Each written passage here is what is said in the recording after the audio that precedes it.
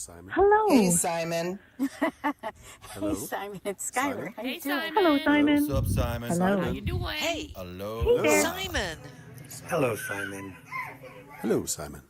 Hi. Conversations with storytellers. Wisdom, folk and fairy tales from our elders. A meeting with professional storytellers. After the passing of some great storytellers, I decided I wanted to interview some of the elders in the community of traditional storytelling. I wanted to capture their thoughts, their ideas, and maybe ideals in their own voices. I didn't want a traditional interview, but a conversation with these folks. I was not looking for deep personal secrets, but for insights on what makes these legends in my world tick, what inspired them, what makes them do what they do, and how they do it. Some will tell us their favourite stories. Others will share their thoughts on our profession. Some will give us glimpses of their lives and the lives of those around them, who their mentors and inspirations were or are. All of them share gems of wisdom. Welcome to Conversations with Storytellers. This interview put many smiles on my face. I had a great time talking to the wonderfully effervescent Laura Sims. I first met her online through the National Storytelling Network listserv, a great place where storytellers share ideas and help each other out. We have emailed each other a few times and chatted on the phone, but still we have not yet met. This was my first attempt at a recording over Skype and is not the best of recordings, I admit. Using recording software, I have cleaned it up to the best of my ability, and the conversation is very much worth listening to. I enjoy Laura's work a great deal, and she has been working her craft for many, many years and still has the energy and the giggle of a youngster. It was a joy and pleasure to chat with Laura. I hope you find it as joyous and insightful to listen to. Laura Sims. So, we've never met, but we've written to each other. No. I think we spoke once before, maybe, a while back. Yes. And I do have a couple of your CDs, The Fish Tales and The King of Togo, which my daughter really liked. Oh, I know. That's so nice. You have it. And I've obviously read a fair bit of your writing. Not obviously, but I have read a fair bit of your writing, not just on listservs, but also in other places as well. And there's a lot of compassion in both the stories that I've heard you tell on CD, and also in the writing that you do. Where do you think that your faith has a lot to do with that? Your upbringing? Faith. I mean, in both ways, of course. I mean, it is, growing up Jewish in Brooklyn after World War II, in this kind of zany post-Holocaust neighborhood that was highly religious, actually, not my family, but the neighborhood. I think a sort of basic tenet, acted out or not among people, is about kindness and caring for others. And I had a lot of very tragic things happen as a child in my household that I think actually I can remember being a very little girl and realizing that suffering was part of life. So I just remember having this thought while walking up 47th Street to my girlfriend Susan Grossberg's house, and being startled by the thought, and also thinking that it separated me from my girlfriends at the time in some way. Isn't that interesting? I mean, it was very much a thought that I had. I must have been 10 years old. And so these girlfriends of yours, were they Jewish also, or were they not Jewish?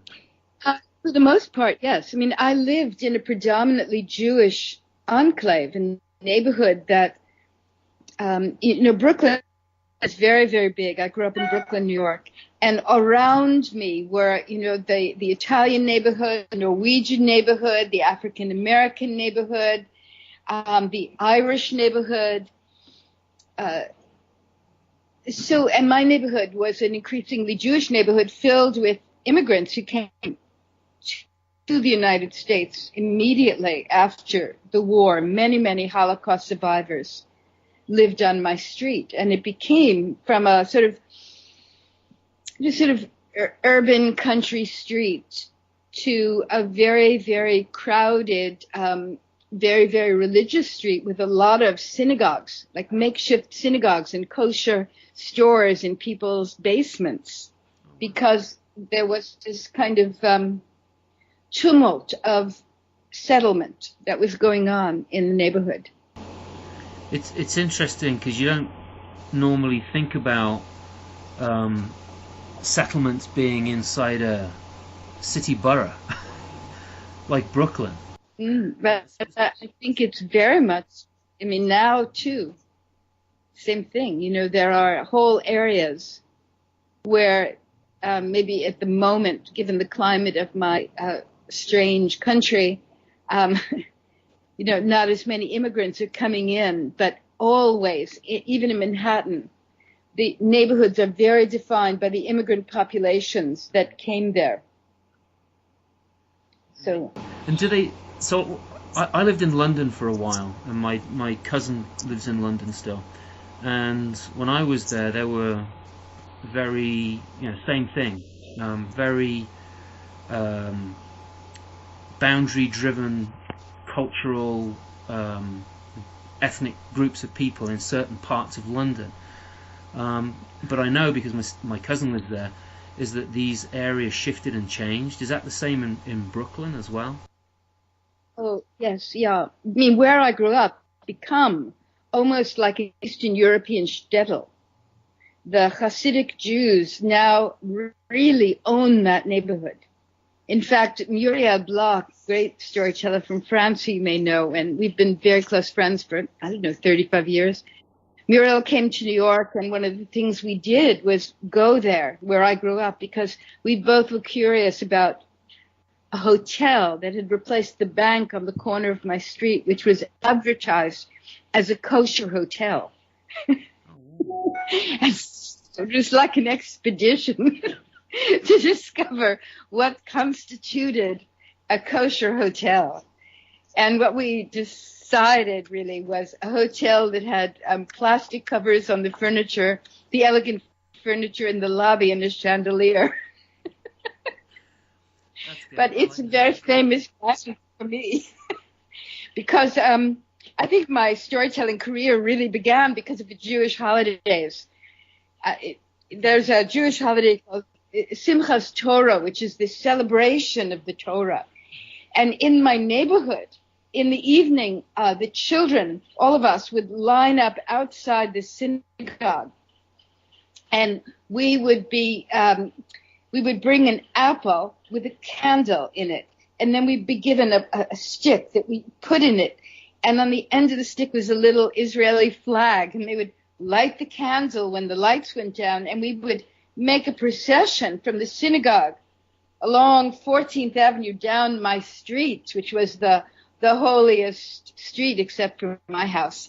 And the rabbis would come out with their with their Torahs, and they would be swaying, you know, in their long black robes and singing in Hebrew. And we would all follow them down the street, and in front of the bank that became the Kosher Hotel, where I also had my first kiss, by the way, when it was a bank. And I didn't save anything of it.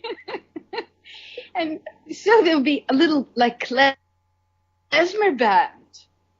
And all night long, the rabbis would dance with the Torah, and we would spiral around and round. And it was completely without parents and no supervision. And it was there that I really discovered kind of ecstatic presence, you know, just dancing on the street all night. And I loved that. So it really drove me to the synagogue, which I think is why I became a Buddhist, because I loved ceremony, and I really loved the practice, a practice that opened compassion, didn't just talk about it. And I was in search of these things in the storytelling, in my life, you know, what was authentic, what is joy, you know, symbolic literature. I acted out fairy tales in my backyard rampantly and engaged all my girlfriends in this activity. I was, of course, the director, and I would be a joint Maid Marian and Robin Hood character who rode a kind of make-believe horse throughout my backyard, and I would direct everyone, and they would get exhausted of this. I had endless episodes, which I still do. And then my friends would say, oh, come on, let's do something else. And I would say, no, let's go on with the story. So I think that I was, you know, for me, I was having Simchas Torah, the joy of ecstasy and the joy of literature, day and night in my life. And it was both some kind of wild quest and also some kind of solace for these tragedies that were happening in my own household and that really consumed so many people on my street.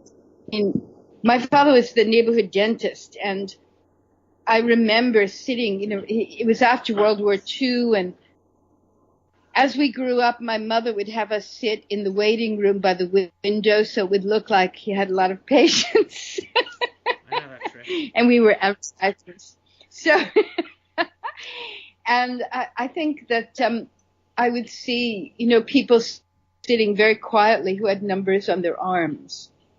And I can remember asking my mother and her, you know, in her Romanian way, just gesturing like to throw salt over her shoulders to keep away the evil eye. And it was only years later that she really explained to me what it was. And it shocked me.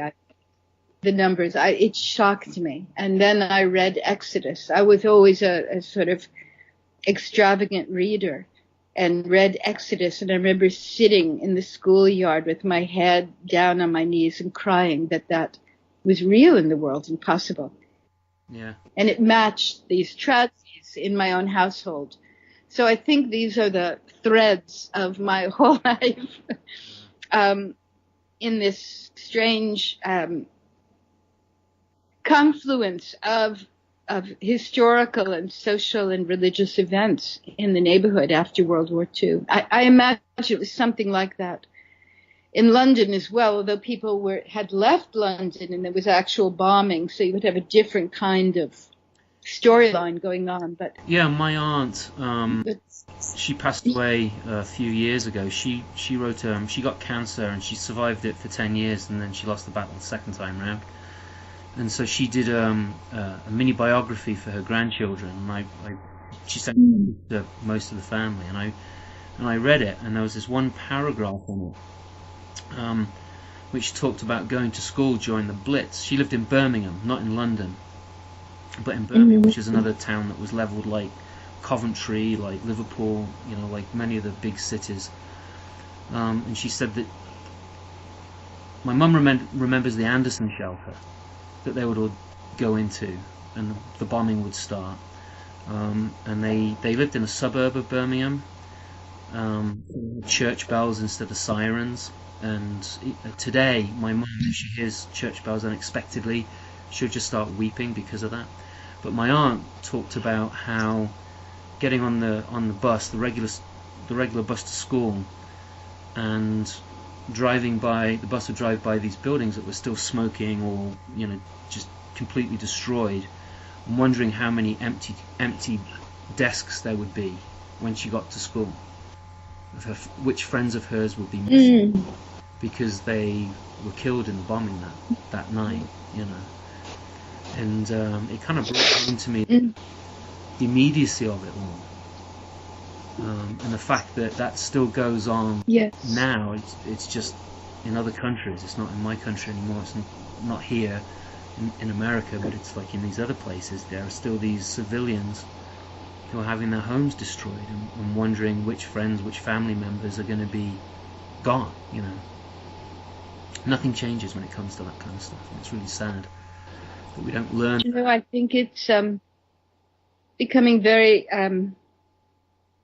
poignant to me now, as if my whole life is between these bookends of injustice and war. Because now with these terrible things happening with terrorist bombings and these huge migrations and a lot of violence here, I know there is in the UK as well, somehow it comes back to me, the possibility of it happening again. You know, every day when I read the news, I don't only read it, I end up, not in the moment when I read it, but at odd times during the day, I'll end up crying. And I realize that I'm, like, inside my body are these memories. You know, I wrote a whole one-woman storytelling show called Reconciled, or How to Fight Romania. And a lot of it was this exploration of how the stories that were not told, but that were there in the atmosphere of where I grew up, really defined so much of my life and my childhood play. You know, I did orchestrate these elaborate girlfriend events, but I also played by myself on the side of my house. I lived in the old farmhouse from the neighborhood, Borough Park it was called. And my father converted it, you know, after the war, once his business was doing a little well. But it was an old farmhouse, and between that house and a kind of, you know, apartment building next door, there was a place that nothing ever grew. And I had a kind of private graveyard there because I saved animals, stray animals, and would bury things. And I had little ceremonies, and I would tell this story of, like, the doll that I was burying, or, you know, a stocking, or my mother's single earring.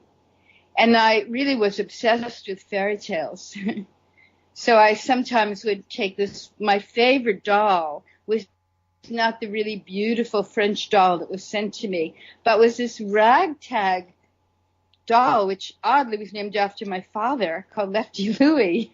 And it had an eye that was falling out, and it was partially bald, and it was sort of the prophecy of my future. My mother was a concert pianist. She had a stroke and became crippled on the left side, and Lefty Louie's left leg was always, you know, dangling. I was always taping it together, and I had a portable hospital for her, and rag clothing. She was my main audience in this little graveyard area. And I would put her against the wall, and I would tell her stories about everything, and also retell the fairy tales. And they would so actually now, as a kind of recovery, I've had to spend 40 years organizing them. I'm joking, but it might be true, who knows. Yeah, right. But I fell in love with those stories. They saved my life, actually. That's so neat. That's so neat. So I know you also do personal stories as well, and You just had a huge one. I know. You heard one here. I know. But when you're working with other people and you do your folk. I mean, I knew you as a folktale person, and then I started to see that you were doing more and more personal stories. And I see your things for these one woman shows that you've done, posted out there in the ether. And I wondered, maybe I just didn't know you for that when I first heard of you, the personal stories, and I only knew you as somebody that did folk and fairy tales, myths and legends. But was there a crossover? Was there a point in time where there was some sort of catalyst that happened that made you do more and more personal stories? Well, actually, there were two. There was a small catalyst, like a little storm catalyst, which is that I had an adult radio show on WBAI called An Ocean of Story. And it was every Monday night from 10 to 11:30 p.m. And I would tell stories. And I would also interview traditional storytellers, because I would work with the World Music Institute. So I had these fantastic shows, but sometimes I was completely unprepared, and I would get to the station, and so I would, tell a fairy tale, and then I would talk about my cat and dog who had adventures in my house. They were so funny together. Or I would, tell a story, and in the middle of it, I would just say, oh, that reminds me of what happened to me in the grocery store today when this man was standing behind me, and I was so afraid. I heard him yelling, get away from me, just get away from me. And then I quickly paid and ran out, but he was behind me, and I could hear a smacking sound. And I thought to myself, I have to turn around. I could be in danger. And I turned around, and it was just a mad person behind me, smacking his own hand, yelling at it to get away, get away. And I realized at that moment that was how it was in my story, that this kind of secret of the story was this kind of somebody trying to get away from themselves, and how much sometimes I tried to get away. So I would think things would happen, and they were not planned. And endless people wrote to me about those stories. But I would get just endless notes from people who would say, I'm very depressed. I listen to your show, and that's the hour and a half of my life where I find meaning, or I wish I could meet your cat and dog, or thank you for that story, and I loved what happened in your kitchen with that 9-year-old girl. And I thought how curious that was. So it began my exploring, actually literally putting those stories inside my stories. Huh.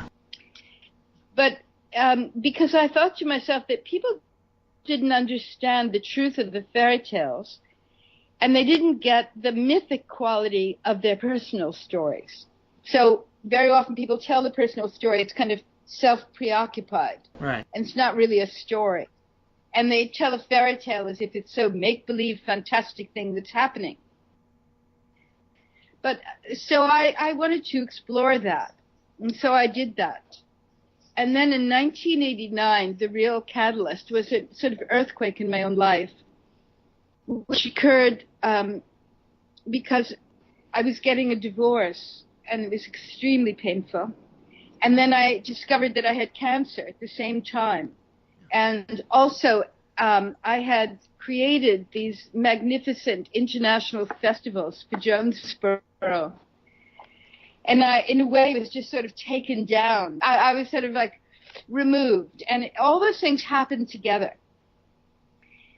And so I was so devastated, and I didn't know what to do. So I had this thought about all my students who I would tell them to work on a story and a journal. And, we'd always have two sides. And on one side would be, this happened in the story. And then I would tell them if they had a dream or a commentary or an incident in their life, they should write it on the other side. So I began doing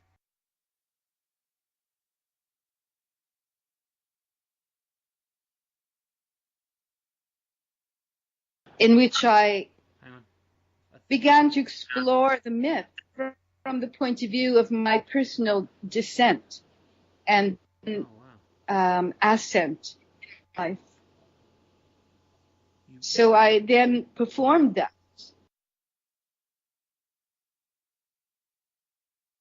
And it's written up, also parts of it left out, but in Christine, I forgot her last name now, in a book that she named after my essay called The Long Journey Home, I began to see that then people could relate to the fairy tales more seriously as a way of being able to explore their personal lives, but less in sort of having a bigger view of their own life, so they didn't get triggered by whatever projection or trauma or obstacle was inside, that the content of the story and the way you lived it out could take you through.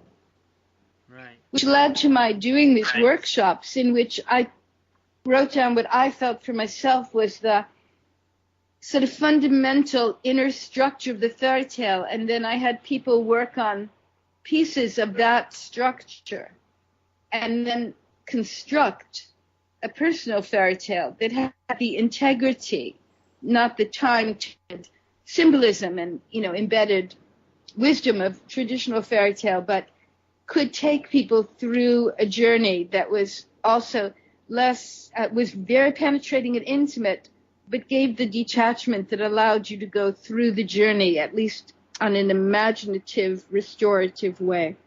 Wow. So that's how the whole thing happened. And now I just do it all the time. I love doing it.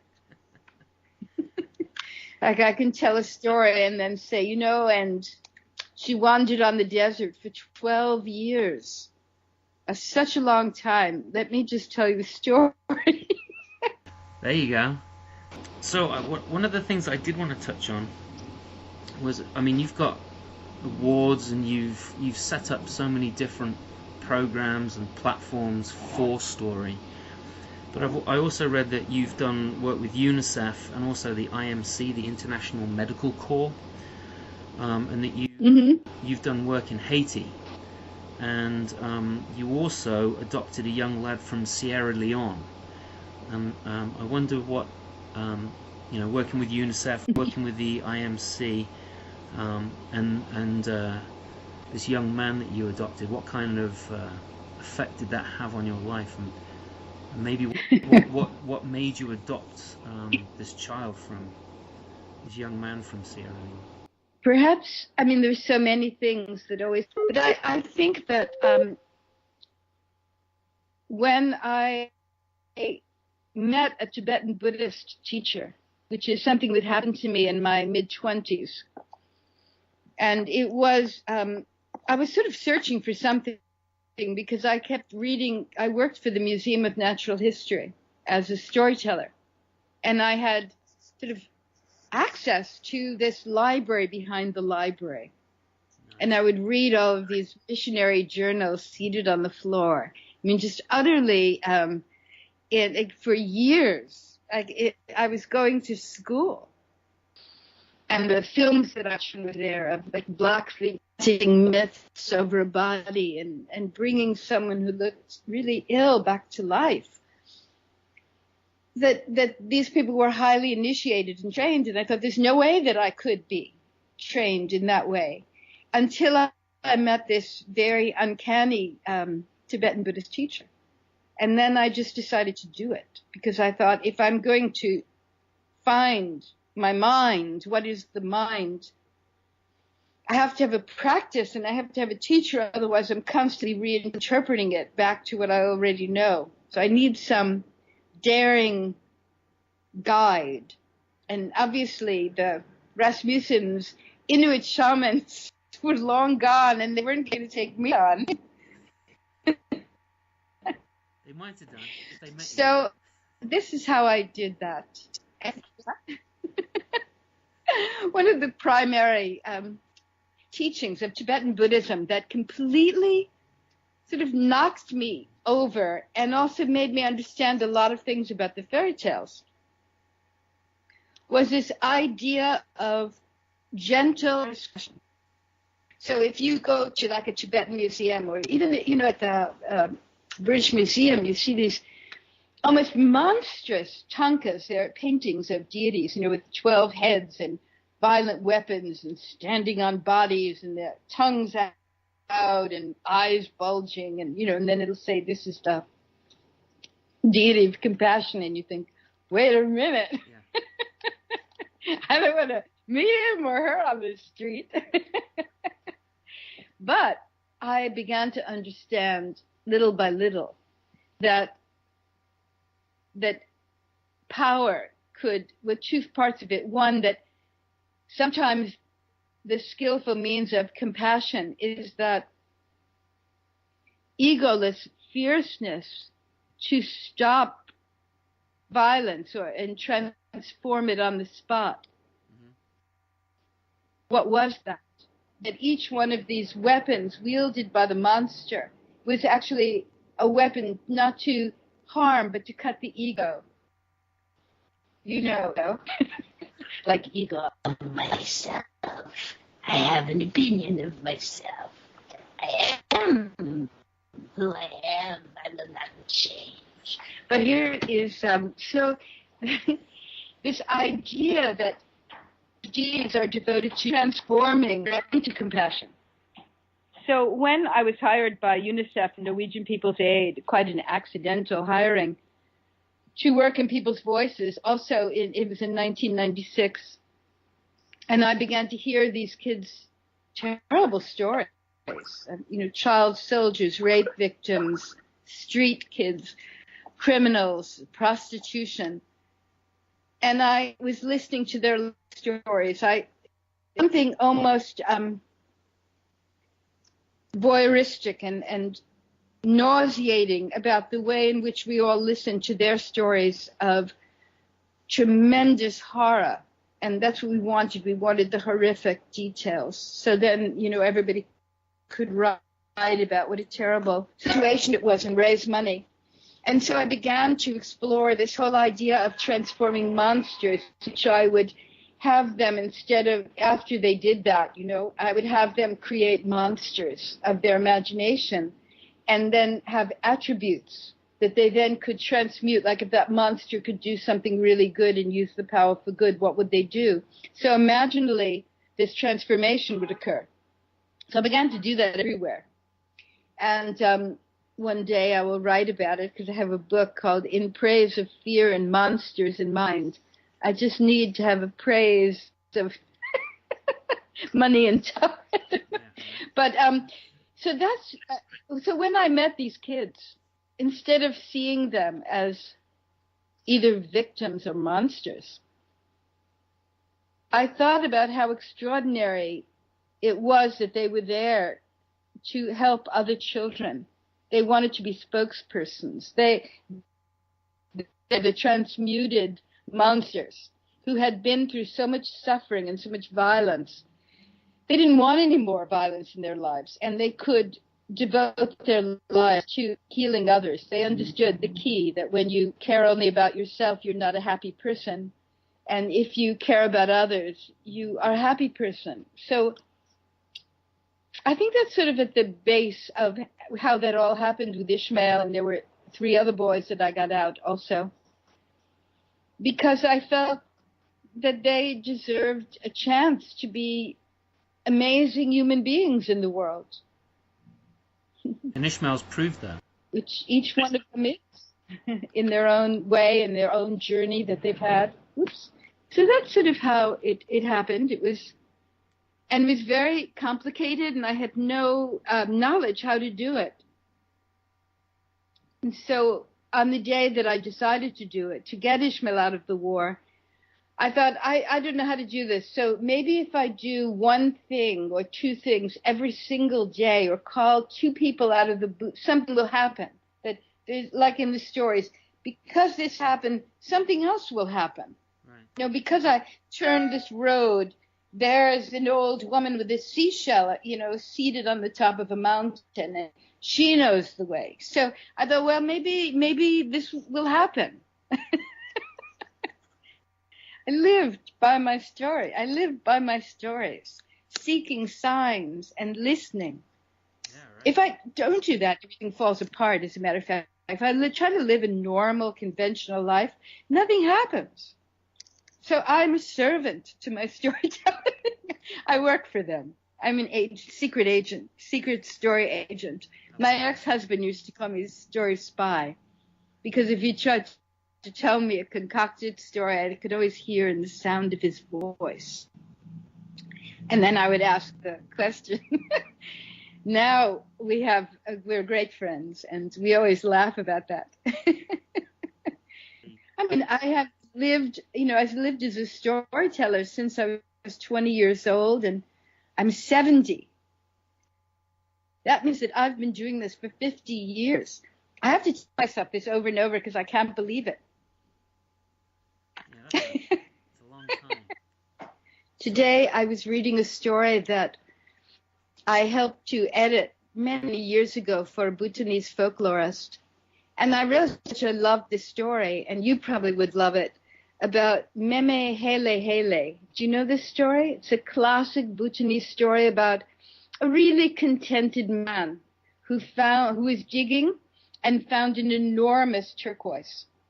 And the light emanating from the turquoise nearly blinded him. And he thought, this is amazing. So he took it home. And, only the most meritorious and extraordinary people would find such a turquoise. But as he was walking, he saw a man who had a horse. And the man said, you look so happy. And Meme said, I am so happy. I found a turquoise. And he showed it to him. He said, but that's extraordinary. And he said, but would you trade me your horse for this turquoise? And the man said, this horse is worth nothing, but your turquoise is priceless. He said, no, I would love to have a horse. So he traded it for the horse. And then he traded the horse for a sheep, for a goat, for a rooster. And each time, each person was saying, what? Until finally he was carrying the rooster under his arm and he heard a beautiful song. And he thought, oh my God, that is the most beautiful song. If I could sing that song, I would be the happiest person in the world. And so he found the singer and he said, excuse me, I love this song. Would you be willing to barter this rooster for a song? And the man said, you give away a rooster, which is food, for a song? He said, yes. He said, I did this, I did that, blah, blah, blah, blah, blah, blah. So he got the song and he learned it. And he was walking home and he thought, I think I'm the happiest person in the world. I'm the wealthiest person in the world. And perhaps, it says in the Bhutanese story, perhaps he was. And I thought, I love this story.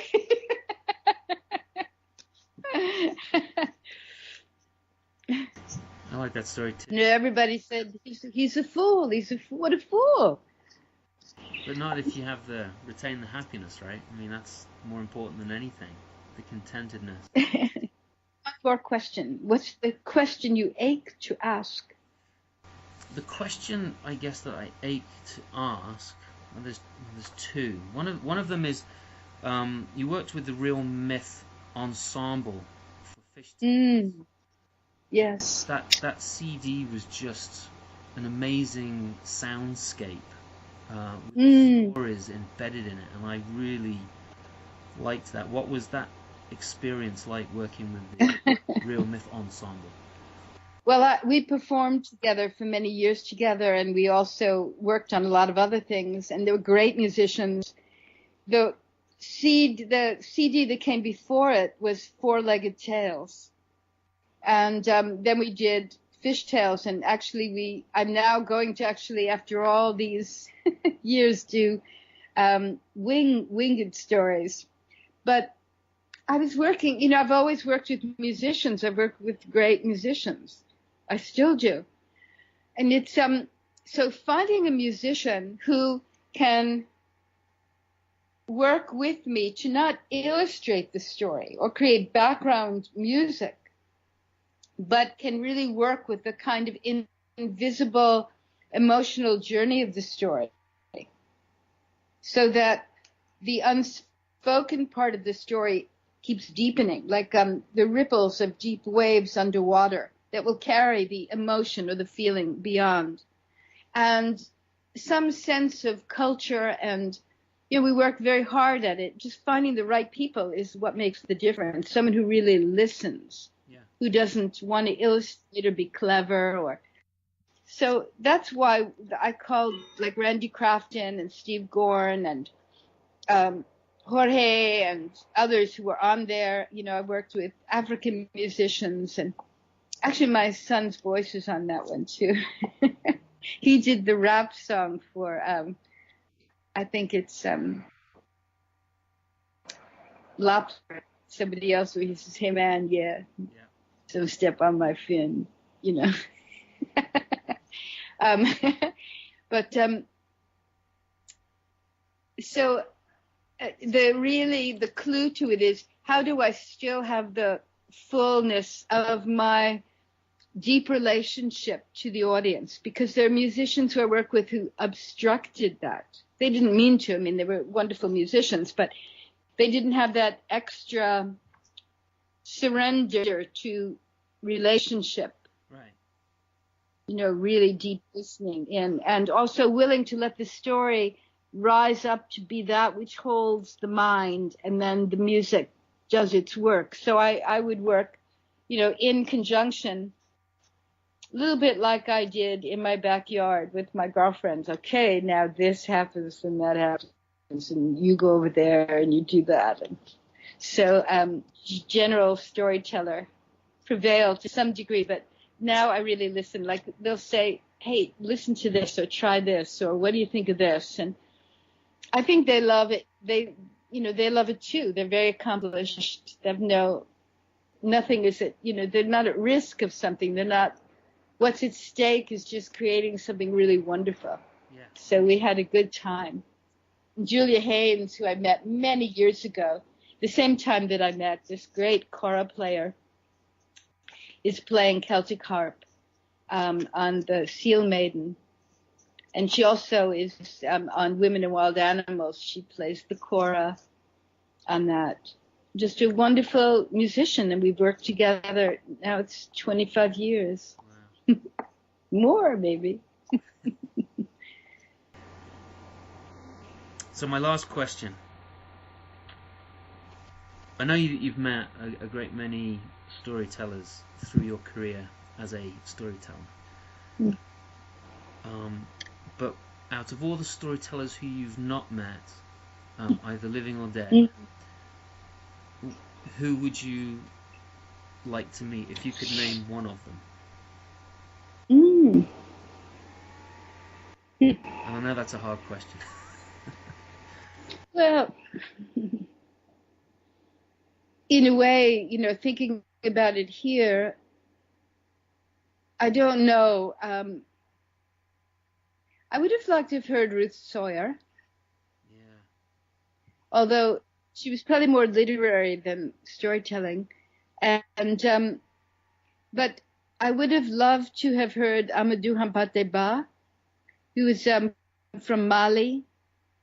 I've read so much of what he's written about storytelling, and he also, I knew the secretary from UNESCO who told me many, many things about him. And he was a great diplomat and a storyteller who had an endless memory of oral stories that he could call up at the right moment in Proverbs. And I would love to have heard him at UNESCO or even in the village, Pool village in Mali. So that would have been really great. And I heard when I was very young, I got to hear great kora player whose name now is going from my mind. And I wish I could sit in the marketplace in Gambia 100 years ago and hear him so that I could hear everyone listening also. Yeah. That would be me and Rumi. Yes. Yeah. And Hafiz. Yes. Yeah. How did he tell the stories that are in the poems? I know. But out of a place of ecstasy. Yes. Yes. Me too. That's a great one. Yes, I once, really, I have Ben Haggerty to thank for meeting and hearing many amazing people when I was very young. But I heard once in the Royal Festival Hall, I think her name was Sheila Stewart. She was a traveler, and she had her 12-year-old son with her. She just sat on a chair in the Royal Festival Hall. And I actually am not a great fan of ducktails, the way some people are. But I was so riveted by her that and I realized that she did nothing externally. Yeah. But it was so powerful internally that the whole room was electrified and listening and laughing. And it was just an extraordinary, I was so grateful to hear her. Yeah, right. I feel this. Yeah. A similar way with Alice Kane. who was originally from Ireland, but then spent, I think, the second part or the most part of her life in Canada. And Dan Yajinski told me if I only go away from this conference that we were at together and I only buy one thing, it should be the CD of Alice Kane, and that's what I did. And it you know, for just listening to a person's voice with no accompaniment at all, and no visual cues either from her, it's all in her voice, and they're just incredible. My favorite listening is done with I met Alice Kane once, and it was 1967, and it was the day that I was deciding whether I would drop out of graduate school. And I was at the University of Toronto in a fellowship, and I went to the library, public library, at about 4:45, because it's my whole life I've always could think clearly in the library, and I had to make a big decision. And the library was closing, and I was crestfallen that a librarian said, well, come downstairs. There's a woman who's going to talk about Irish stories, and you could come down with us. So I went downstairs, and there on the little platform was an elderly woman playing a harp. And she told Russian fairy tales and Irish fairy tales. And it was later when this accident happened where I told the fairy tale in Central Park that I told the Russian fairy tale I heard her tell of Ivanushka and Alenushka that was so clearly embedded in my mind. And it was Dan later who pointed out to me that the old woman that I had heard was Alice Kane. Wow. And that in a subterranean way, she made me a storyteller. That's so cool. That's a great legacy. Well, I should let you go because you have to go and take your cat to the vet. Thank you so much indeed for spending this much time. So welcome. It was excellent. Sure, actually. It was an honor. And no, it's delightful and funny and wonderful. I'm glad you thought so. Well, thanks very much indeed for your time. I hope your kitty cat's okay and everything turns out just fabulously for you. Thank you. Thank you so much. You're welcome. You can hear him. That's why I'm shaking him. Bye. Take care. See you. A huge thank you to my guest Laura Sims for letting me spend so much time with her and ask all those questions. This was recorded a couple of years ago. I hope you, my listeners, enjoyed the conversation now as much as I did back then. Also thanks to Ben Schultz who provided the music. That's me on the drums too. He is a great musician and a fantastic songwriter. Creating a podcast is very much a labour of love and takes a large amount of time and no small resource to make. To help keep this podcast going and to help create more and also improve the quality of these recordings, please consider making a donation. You can do this either through my website, simonbrooksstoryteller.com, or on my Patreon page, www.patreon.com/Simon Brooks. A couple of dollars a month, a single donation, if you like a particular episode, will all help me get more proficient and allow me to travel further afield to interview these incredible voices. Also, leave a review on iTunes or wherever else you found this podcast. It helps not just me, but it helps others find this podcast. Please jump onto the interwebs and find out more about my guests and follow them and me. All the guests are amazing storytellers. Again, thank you for listening and being there. I hope you join me for the next episode of Conversations with Storytellers, when the guest will be, well, you'll have to wait. Until next time, adios.